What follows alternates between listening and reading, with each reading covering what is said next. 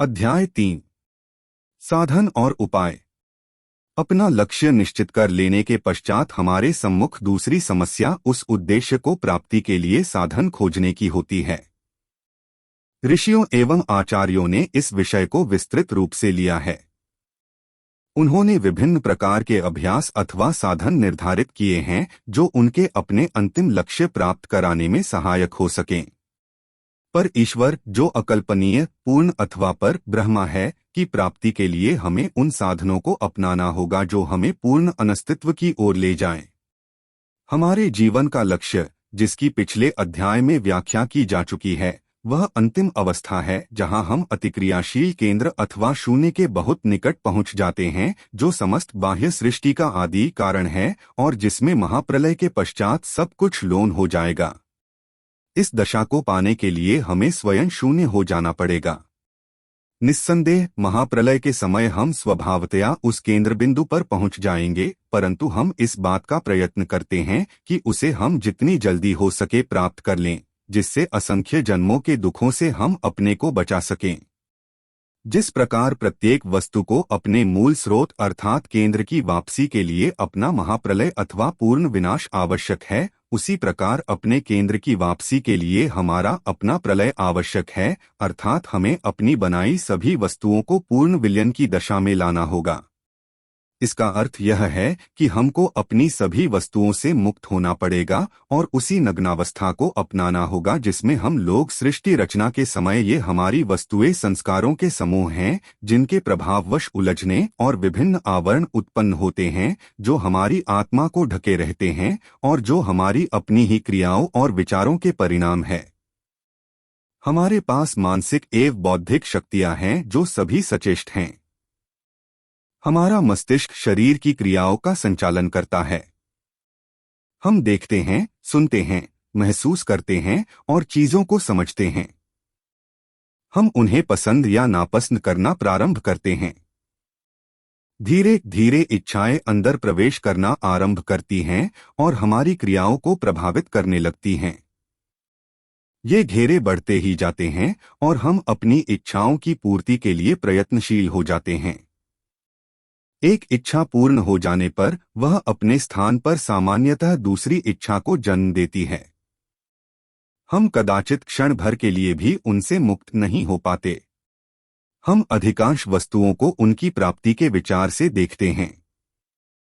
ये इच्छाएं हमारी शारीरिक एवं मानसिक क्रियाओं को मोड़ती है और संस्कार निर्माण की ओर ले जाती हैं। इस प्रकार आत्मा पर अधिक आवरण बढ़ाती जाती हैं। प्रत्येक क्षण की नवीन इच्छाएं एवं उनको पूर्ण करने के हमारे प्रयत्न उन्हें निरंतर बढ़ाते चले जाते हैं। उनकी छाप हमारे कारण शरीर पर तब तक पड़ी रहती है जब तक वे भोग की क्रिया द्वारा समाप्त न कर दिए जाएं।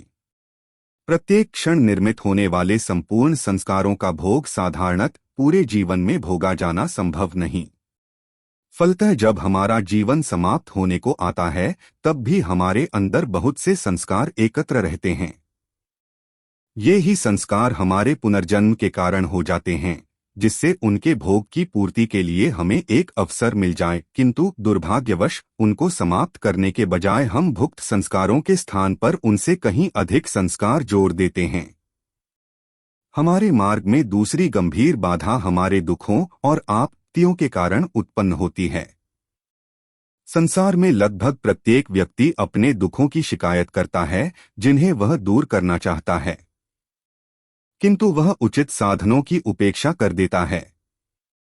वह इच्छाओं की पूर्ति को हो दुखों के निराकरण का एकमात्र उपाय समझता है, किंतु यह कोई हल नहीं है। साधारणतः दुख घृणास्पद समझा जाता है, किंतु ऐसे भी संत हुए हैं जिन्होंने दुखों को स्वेच्छा से अपनाया और उन्हें वरदान मानकर ईश्वर से उनकी प्राप्ति के लिए प्रार्थना की है। यदि हम दुखों के मूल स्रोत का अवलोकन करें तो समस्या का रहस्य स्पष्ट हो जाएगा। ईश्वर की सृष्टि रचना की इच्छा के परिणाम स्वरूप आत्मा में चेतनता आई। फिर आत्मा ने भी अपनी छोटी सृष्टि रचना आरंभ कर दी और अपनी ही निर्मित वस्तुओं से अपने को घेर लिया। फिर एक स्पंदन, एक गति, जिसे हम अस्थिरता अथवा चंचलता कह सकते हैं, सृष्टि के उद्भव का मूल कारण हुआ। इस प्रकार आत्मा को छोटी सी सृष्टि के लिए भी गति अथवा स्पंदन अत्यंत आवश्यक है। हम में भी इच्छा की शक्ति है, जिसे हम इस छोटी सृष्टि को बनाने वाले आवश्यक साधनों को शक्ति प्रदान करने में लगाते हैं। वह हमारे सम्मुख हर्ष, शोक, सुख अथवा दुहक के रूप में प्रकट होती है। मन भी निरंतर क्रियाशील रहने के कारण हम में एक के लिए इच्छा तथा दूसरे के लिए अनिच्छा उत्पन्न कर देता है, जिससे एक ही वस्तु के दोनों सिरे प्रत्यक्ष हो जाते हैं। इस ढंग से दुखों का जन्म होने लगता है। ये सब मनुष्य के मन की उपज हैं, जो वस्तुओं के उचित संबंधों के प्रति हमारी अज्ञानता के परिणामस्वरूप हैं।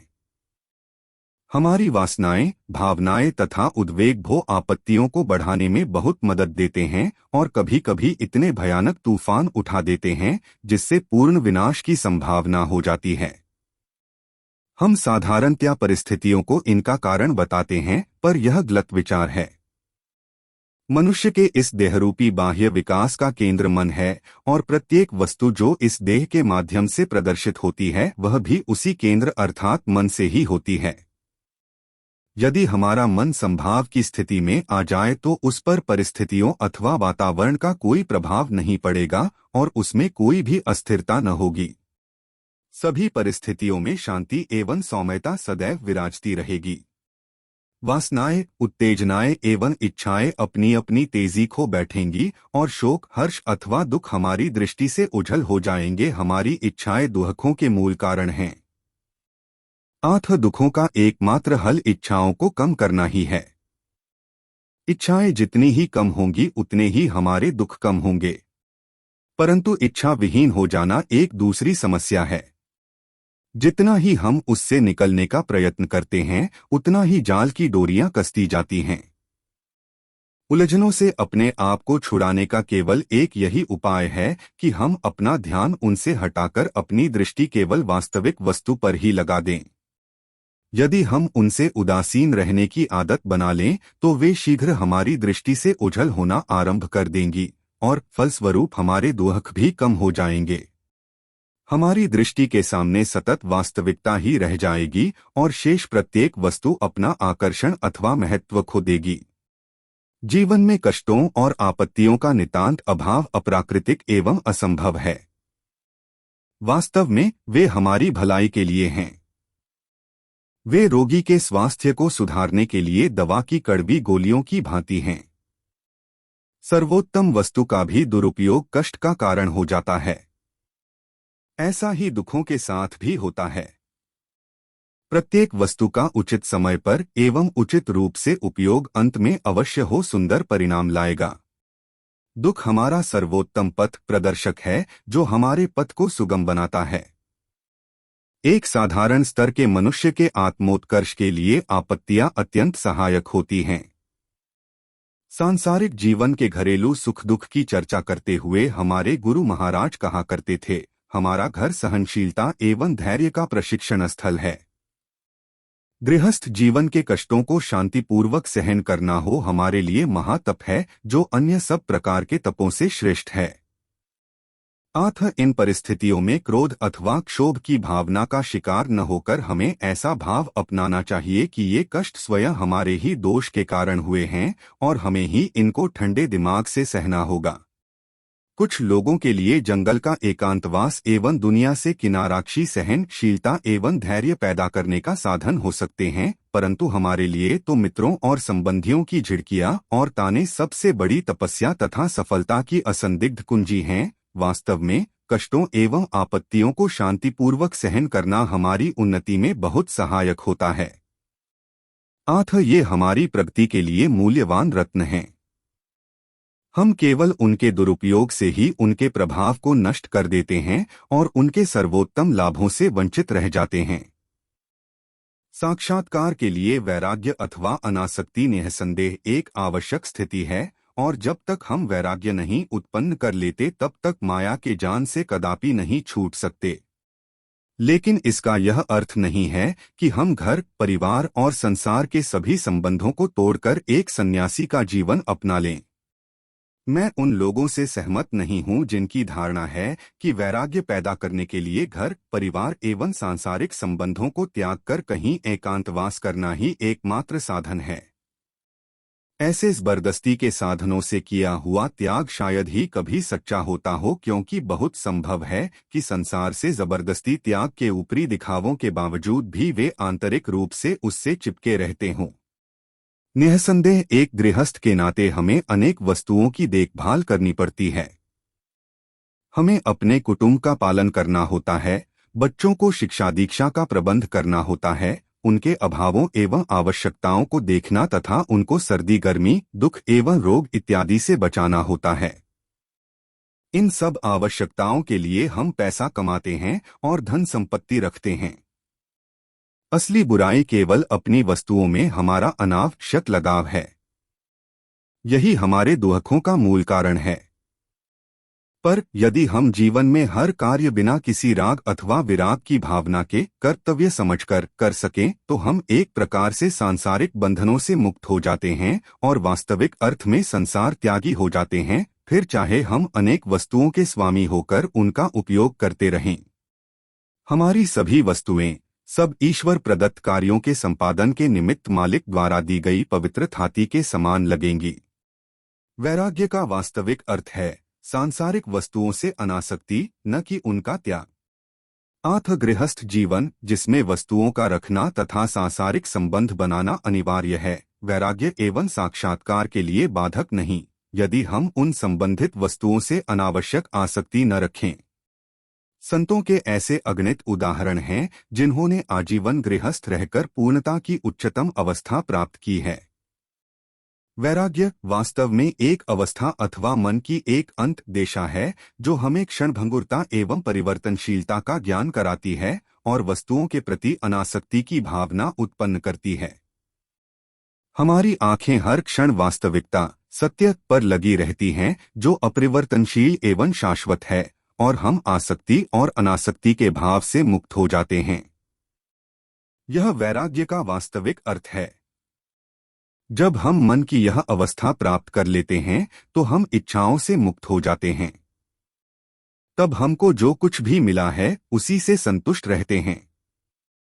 इच्छाओं का अंत हो जाने का अर्थ है हमारे संस्कारों का बनना बंद ही जाना। अब केवल पूर्व संचित संस्कारों का भोग ही शेष रह जाता है, जिसको हमें अपने जीवन काल में समाप्त कर लेना है। प्रकृति भी भोग के लिए भूमि तैयार कर इस कार्य में हमारी सहायता करती है, जिससे हमारे विचारों एवं क्रियाओं के संस्कार कारण शरीर से हट जाएं। जब ये आवरण नष्ट हो जाते हैं, तब हम अस्तित्व के सूक्ष्मतर रूप ग्रहण करना आरंभ करते हैं। अपने विचार एवं क्रियाओं को नियंत्रित करने के लिए हमें चंचल मन की, जो एक क्षण के लिए भी कभी स्थिर नहीं रहता, उचित कार्यशीलता की ओर ध्यान देना होगा। मैंने बहुधा धर्मोपदेशकों को मन के लिए कटु से कटु एवं बुरे से बुरे शब्दों का प्रयोग करते हुए तथा उसे मनुष्य का सबसे बड़ा शत्रु घोषित करते हुए सुना है। इसका कारण बिल्कुल स्पष्ट है। वे इसे हमारे अंदर की समस्त बुराइयों की जड़ मानते हैं और इसलिए वे लोगों को इसे कुचलने एवं इसके आदेशों को न मानने की सलाह देते हैं। लेकिन लोग साधारणतः मन की विभिन्न क्रियाओं को नियंत्रित करना अथवा उसके आदेशों को अवज्ञा करना एक बड़ा कठिन कार्य समझते हैं। अतः उनकी थोथी राय एवं तत्संबंधी भाषण लोगों के लिए अधिक लाभप्रद नहीं होते। उनके भाषण सुनने वालों में कोई भी व्यावहारिक ढंग से अपने ध्येय को पूर्ति नहीं कर सका है। इसके साथ ही वर्तमान परिस्थितियां एवं वातावरण भी वैयक्तिक मन की सदा बढ़ती हुई क्रियाओं को और अधिक योग देते हैं।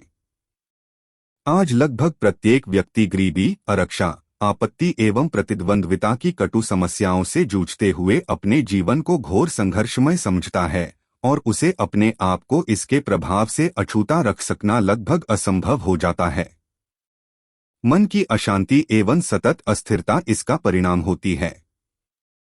हम वातावरण से वही ग्रहण करते रहते हैं और इसलिए परिस्थितियों एवं वातावरण द्वारा बहक जाते हैं। हमारा वैयक्तिक मन वायु की दिशा बताने वाले पंख, वेदरकॉक के समान हो गया है, जो हवा के हर झोंके पर उसी दिशा में मुड़ जाता है। असली शूर तो वही है जो इन झोंकों का साहसपूर्वक सामना करता है और अपने को इनके प्रभाव से मुक्त रखता है। मैं निःसंदेह उन लोगों से सहमत हूं जो कहते हैं कि प्रत्येक बुराई का स्रोत मन है और केवल वही उसके लिए उत्तरदायी है। यद्यपि मैं साथ ही साथ उन लोगों को यह भी चेता दूं कि यह वही मन है जो हमें अच्छाई की ओर अग्रसर करता है और हमें उच्चतम आत्मज्ञान कराने में सहायक होता है। आत्म मन से न केवल हर बुराई वरन हर अच्छाई भी आरंभ होती है। इसलिए जो लोग इसकी कटुतम शब्दों में भर्त्सना करते हैं वे उसके साथ न्याय नहीं करते। यह वास्तव में मन को गलत ढंग से ढालने के हो कारण है और जिस बात की वास्तविक आवश्यकता है वह मन को कुचलने अथवा मारने की नहीं वरन केवल उसके उचित प्रशिक्षण की है। मन घड़ी के पेंडुलम की भांति है। जब तक पेंडुलम की चाल व्यवस्थित एवं ठीक रहतो है घड़ी ठीक चलती रहती है। यदि वह अव्यवस्थित हो जाए तो घड़ी बिगड़ जाती है। इसी प्रकार मानवीय घड़ी के लिए भी आवश्यक है कि मन की क्रियाएं पूर्णरूपेण नियमित एवं व्यवस्थित रहें। मन को ढालने एवं उसकी क्रियाओं को नियमित करने के उपाय भी बहुत सरल हैं। वास्तव में हमने स्वयं अपने खाली क्षणों में मन को इधर-उधर निरुद्देश्य भटकने के लिए छोड़कर बर्बाद कर दिया है। यह क्रिया वर्षों तक रही और अब भटकना इसका दूसरा स्वभाव सा बन गया है। अब यदि हम मन को प्रतिबंध में रखकर नियंत्रित करना चाहें तो हमें बहुत कम सफलता मिलेगी। हम इसे जितना ही बल पूर्वक दबाने का प्रयत्न करते हैं उतना हो यह विपरीत प्रतिक्रिया करता और उछलता है जिससे और अधिक अशांति उत्पन्न होती है। मन की क्रियाओं को नियंत्रित करने का उचित उपाय उसे किसी एक पवित्र विचार पर जमा देना जैसा हम ध्यान में करते हैं और उसमें से सभी अवांछित एवं अनुपयोगी वस्तुओं को निकाल देना है। कुछ दिनों के निरंतर अभ्यास के पश्चात मन नियमित एवं अनुशासित हो जाता है और अधिकांश आंतरिक अशांति निकल जाती है। अवांछित विचारों से मुक्ति पाने का सर्वोत्तम उपाय है कि हम उन्हें अनिमंत्रित अतिथियों की भांति मानें और उनकी ओर ध्यान न दें। वे तब असिंचित पौधों को भांति मुरझा जाएंगे और अंत में वही पवित्र विचार हमारे अंदर स्थायी बन जाएगा। इस स्थिति की प्राप्ति का एकमात्र उपाय किसी योग्य शिक्षक के मार्गदर्शन में ध्यान करना है। ध्यान के निरंतर अभ्यास से मन शांत एवं स्थिर हो जाएगा और अवांछित विचार हमें त्रस्त नहीं करेंगे। मैं बहुधा प्रारंभिक अभ्यासियों को ध्यान के समय मन के भटकते रहने के विषय में शिकायतें करते हुए सुनता हूँ। ध्यान आरंभ करने के प्रथम दिन से ही वे चाहते हैं कि उनका मन बिल्कुल निश्चल हो जाए, परंतु जब वे विभिन्न भावों एवं विचारों को मन में मंडराते हुए पाते हैं तो वे अत्यंत उद्विग्न हो जाते हैं। मैं उन्हें यह स्पष्ट कर दूं कि हम अपने अभ्यास में मन को पूर्णतः विचारहीन बनाने का नहीं अपितु उसकी विभिन्न क्रियाओं को केवल व्यवस्थित करने का प्रयास करते हैं।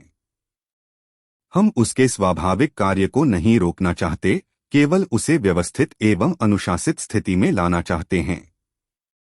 यदि मन की क्रियाएं आरंभ से हो रोक दी जाएं, तो हमें कदाचित ध्यान करने की बिल्कुल आवश्यकता हो न रह जाए। ध्यान तो उसी उद्देश्य की प्राप्ति के लिए केवल साधन है। ध्यान ही समय के अंतराल में सहज रूप से एकाग्रता समाधि में बदल जाता है। ध्यान करते समय मन में आने वाले बाह्य विचारों के प्रति सर्वथा उदासीन होकर ध्यान करना ही उचित तरीका है। अवांछित विचारों को दूर करने के लिए मानसिक द्वंद्व बहुधा असफल हो जाता है, क्योंकि वह ऐसी बड़ी प्रतिक्रिया उत्पन्न कर देता है जिससे पार पाना साधारण मनुष्य के लिए बहुधा असंभव हो जाता है और जो कभी कभी मानसिक उथल-पुथल अथवा पागलपन का कारण भी बन सकता है। यह उन लोगों के लिए संभव हो सकता है जिन्होंने ब्रह्मचर्य द्वारा विचारों के प्रवाह को सफलतापूर्वक संभालने तथा उनकी प्रतिक्रियाओं के प्रभावों को रोकने के लिए काफी ओजस उत्पन्न कर लिया है, परंतु साधारण मनुष्य के लिए यह लगभग असंभव है। यदि विचारों को दूर रखने के लिए संघर्ष करने के स्थान पर हम केवल उनके प्रति उदासीन रहें तो बहुत शीघ्र ही वे अपना प्रभाव खो देंगे और हमें क्षुब्ध करना बंद कर देंगे। तब वे काफिले पर भूखने वाले कुत्तों के समान होंगे जिनकी किंचित मात्र परवाह किए बिना काफिला आगे बढ़ता जाता है। आजकल कुछ लोगों के लिए एक आम बहाना यह हो गया है कि अत्यधिक व्यस्तता के कारण उन्हें ध्यान अथवा ऐसे किसी अभ्यास के लिए समय नहीं मिलता। किंतु यह एक प्रसिद्ध उक्ति है कि अत्यधिक व्यस्त व्यक्ति के ही पास अत्यधिक अवकाश रहता है। मैं सोचता हूं कि मनुष्य के पास उसके काम से कहीं अधिक समय रहता है। समय के अभाव की शिकायत केवल समय की गलत व्यवस्था के कारण ही है। यदि हम अपने समय का पूर्ण सदुपयोग करें तो हमें समयाभाव की शिकायत करने का कभी अवसर न मिलेगा। फिर कुछ और लोग हैं जो थोड़े अधिक स्पष्टवादी हैं और स्वीकार करते हैं कि वे समय भाव के कारण नहीं अपितु अपनी लापरवाही और आलस्य की दुस्तर आदतों के कारण पूजा के लिए समय नहीं निकाल पाते। उनके लिए मैं कहूंगा कि वे अपने व्यापार या व्यवसाय में तो शायद कभी लापरवाही या काहिली नहीं बरतते। उनमें तो वे अपनी सारी व्यक्तिगत असुविधाओं यहाँ तक कि बीमारियों के बावजूद पूरे मनोयोग से जुटे रहते हैं, केवल इसलिए कि इससे उन्हें कुछ धन लाभ हो जाएगा। भौतिक लाभ की उत्कंठा उन्हें सभी असुविधाओं एवं व्याधियों से उदासीन रखती है। इसी प्रकार यदि लक्ष्य प्राप्ति की हमारी लगन तीव्र है तो हमारी लापरवाही एवं काहिली हमारे प्रयास अथवा उन्नति के मार्ग में बाधक नहीं हो सकती।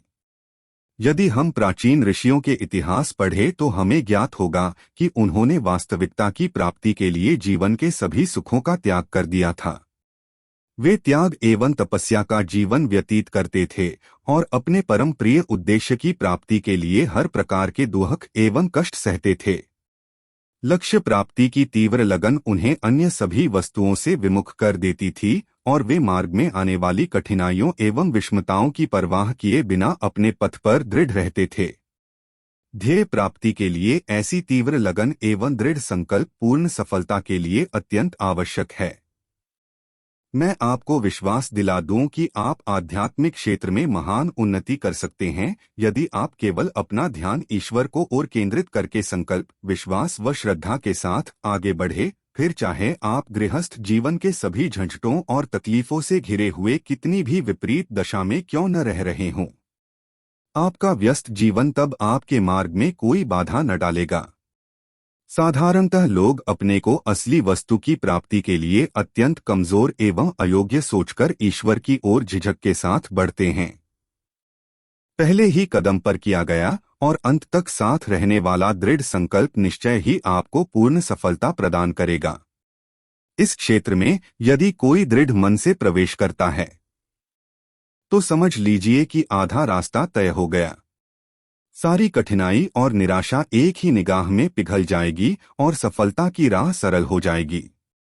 इसके विपरीत यदि मन आरंभ में ही दुविधाग्रस्त होता है तो प्रयत्न भी आधे दिल से किए जाते हैं और परिणामतः आंशिक सफलता या असफलता ही हाथ लगती है। यदि हम में दृढ़ संकल्प शक्ति है तो न जाने किन अज्ञात स्रोतों से शक्ति आकर हमारी कार्य सिद्धि में सहायता प्रदान करती है। लक्ष्य प्राप्ति के लिए निरंतर वर्धमान उत्कंठा या बेचैनी से युक्त दृढ़ संकल्प हमारे प्रयत्नों की शक्ति को बढ़ा देगा और इस प्रकार हम अपनी आध्यात्मिक भलाई एवं उन्नति के लिए मिलने वाले हर इशारे को समझते हुए उसी वास्तविकता के सतत संपर्क में रहेंगे।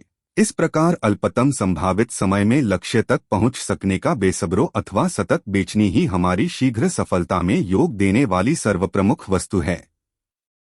जब तक हम अपना वास्तविक ध्येय, शाश्वत शांति एवं स्थिरता न प्राप्त कर लें, हमें एक क्षण के लिए भी चैन न लेना चाहिए।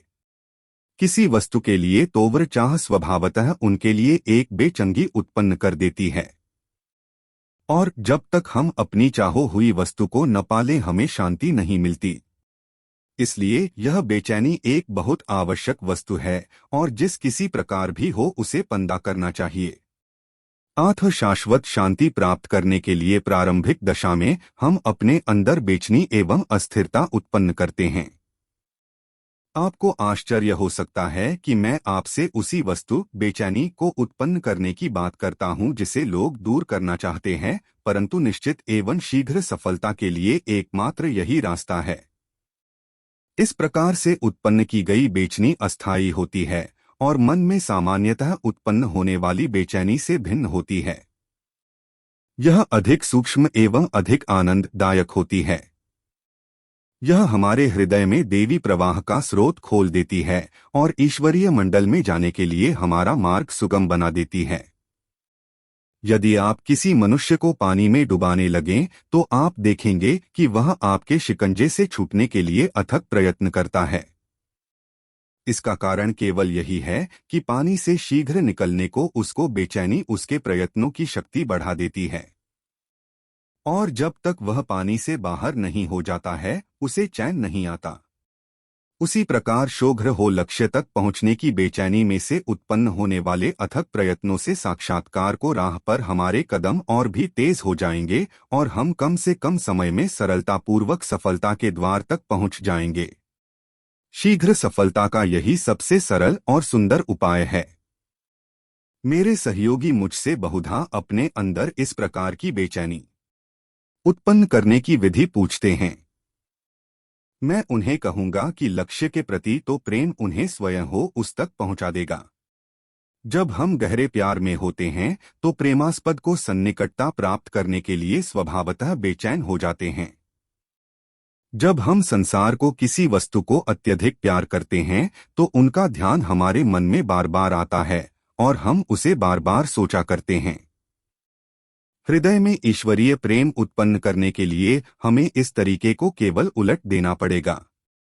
यदि हम ईश्वर को बार बार अथवा दिन के अधिकांश भाग में याद किया करें तो हम स्वतः उसके प्रति प्रेम का अनुभव करने लगेंगे, और यदि इस प्रेम को लगन पूर्वक बनाए रखेंगे तो हमारे हृदय में धीरे धीरे बेचैनी भी पैदा हो जाएगी।